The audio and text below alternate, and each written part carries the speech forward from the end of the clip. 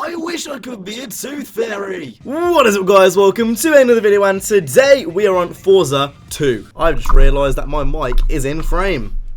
That is not good. Right, so we did 2 episodes on Forza 1. I feel like it's now suitable to move on to Forza 2. Now, I've never played Forza 2 in my life. I've only ever played Forza 4, 5, 6, and 1 now. So again, this is pretty much a complete blind experience. But anyway, with that being said, we're going to go ahead and get straight into the arcade mode. Right, so we've got Exhibition, Time Trials, and Free Run. So I think I'm going to go ahead and go into Exhibition. I actually kind of want to get into an actual race, and we've got plenty of tracks.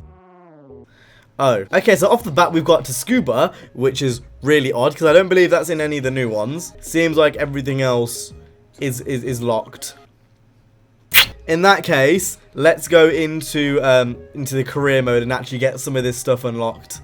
Right, so similar to the last Forza game, we need to select a region. So we can either pick Europe, North America, or Asia. Now, since we picked Asia in the last one, kind of want to go for European this time around. So that is exactly what we're going to go ahead and do. Can I also just say that this soundtrack is booming right now. I'm actually kind of really enjoying the soundtrack. It's actually really good. And we've got a very similar selection of cars to pick from like last time. But I think what we're going to go ahead and do is look at the American cars and the Japanese cars anyway, just to see what there is on offer. So in the American camp, we've got a Scion TC, a Focus, and just some, again, pretty much similar to what we had last time, to be fair. And then in the Jap scene, we've got an EG Civic, and that's a normal Civic. That's not a Type R. That's really surprising, because in the new Forzas, they don't really have normal Civics like that anymore. An FC, which would be really cool to drive, and the old Supra and the Mark III Supra, I want to say this is. But anyway, we're going to go for Europe, because that's what I said originally.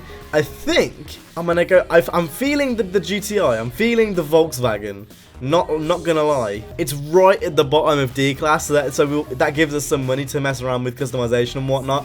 So what we're gonna go ahead and do is we're gonna get this in white. I think it looks quite nice in white, and that's only 9 grand, which means we can spend the rest on performance parts. Right, so if we go over to buy upgrades, it hopefully should give us a few options. So we've obviously got engine power option and platform options, and we're gonna sort that out later.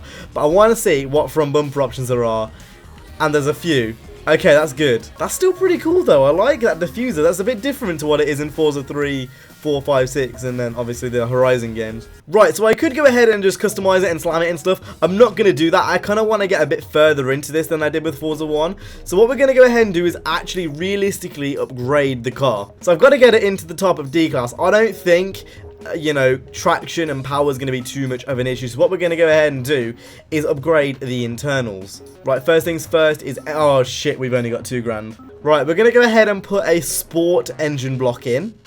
I don't know what else to do, really. We've got enough, just enough to put cams in. Oh, this isn't good. We can't even slap a turbo in. In hindsight, slapping a turbo in would have given us the most power. I don't know why I didn't think of that, to be honest. I've already fucked it up. Right, we're just going to go ahead and upgrade the cams as well. I have messed up severely right now. That's not what I wanted to do in the slightest. So with that being said, let's earn ourselves some money, because we're literally currently on 0 credits by doing some races. Right, now I've been told by like just friends and stuff that Forza 2 was the worst Forza game. Now, I don't know if it's going to be the worst. Again, I've never played the game, so I can't say. But it's going to take a lot for it to be worse than Forza 5. That's all I'm going to say.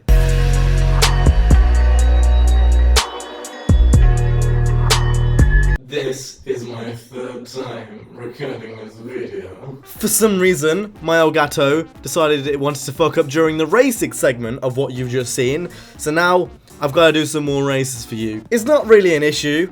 It's just annoying when I'm editing a video and it's got to be out in half an hour, and well, my Elgato wants to die. Right, but without further ado, we're going to go ahead and get into a race. So if we go into Go Race, that's going to give us a bunch of options and stuff we can do, and I think we've got 1 race left on the European Open. So that's exactly what we're going to go ahead and do. I assume once you go in here and you win this, you get a car of some sorts. At least that's what I'm hoping, at least. So with that being said, let's see if we win anything interesting. All right.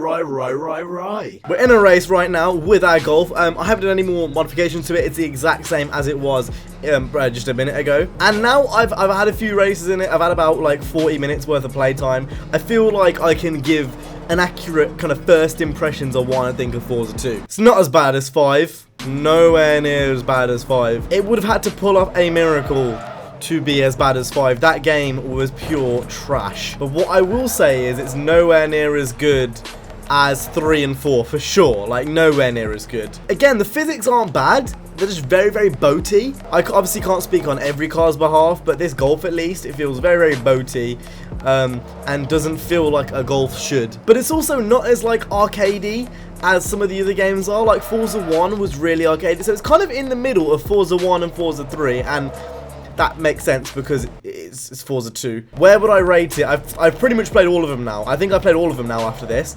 Where would I rate it in between all the Forza games?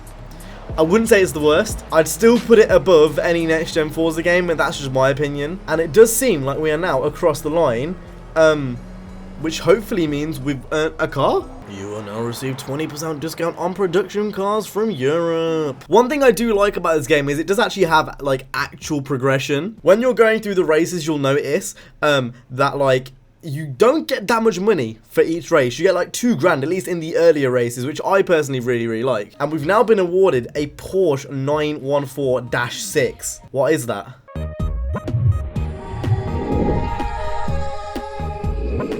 Whoa.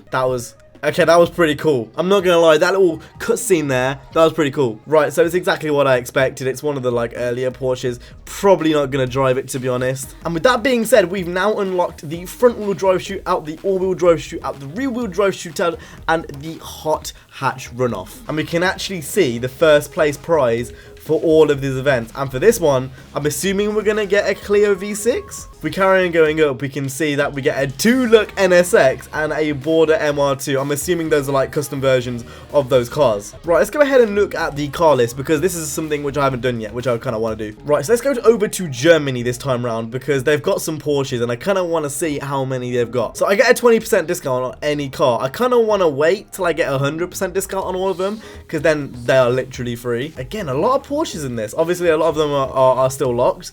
No, that's not a McDonald's GT3. Oh, we can't see the livery because we haven't unlocked it yet.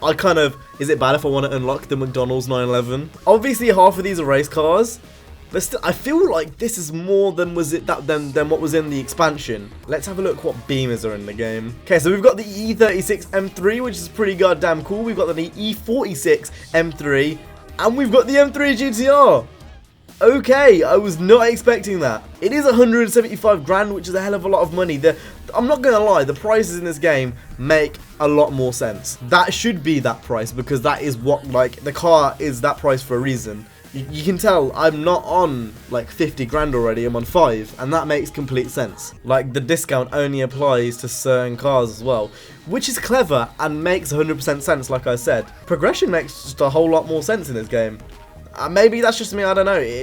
I feel like it makes a lot more sense than it does in the current games. Anyway, with that being said, I think I'm going to go ahead and end it here. I hope you guys enjoyed this video. If you did, make sure you go ahead and hit the like, subscribe. I will see you guys in the next one. You guys have an awesome, stay safe, and peace.